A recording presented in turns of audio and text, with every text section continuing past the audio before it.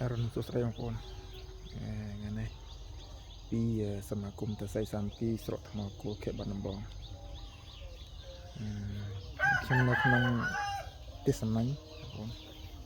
ទេសនាញ់កន្លែងស្ពីញ៉ាញ់នេះស្ពីញ៉ាញ់ជិតដល់ថ្ងៃប្រមូលផល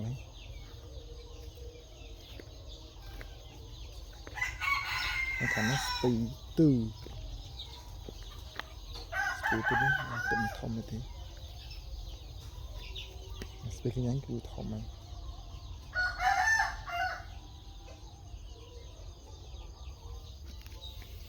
ល្អអត់បាញ់ឆ្នាំទេបាញ់ឆ្នាំពលទេក៏មានស្អិតចូលដែរវានៅក្នុងទេសនាញ់បងប្អូនទេសនាញ់ច្រើនណាហើយខាងនោះរូងចំមន់ចាំសាប់ណាចាំទាកងានមួនពីខាងនេះរហូតទេសនាញ់ទេសនាញ់នេះពីរភ្ជាប់គ្នាដោយមានតូកណ្ដាលបលែទេសនាញ់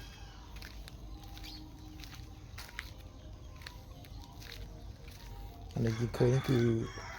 ផ្ដាប់ចម្រោះទឹកជាងឲ្យកកចូលទៅក្នុងទៅយូរទៅមកអានេះអាងទឹកហើយមានចាំត្រីហើយកណ្ដោះចាំកណ្ដោប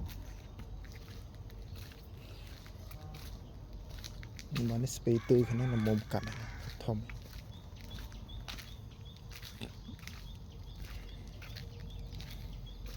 នេះស្ពីទឺអានេះដីដែលសាប់អស់ហើយសាប់គេរៀបដាំបលែតទៀតទឹម6រួចគេចាប់ដាំតទៀតខាងនេះវាស្រែ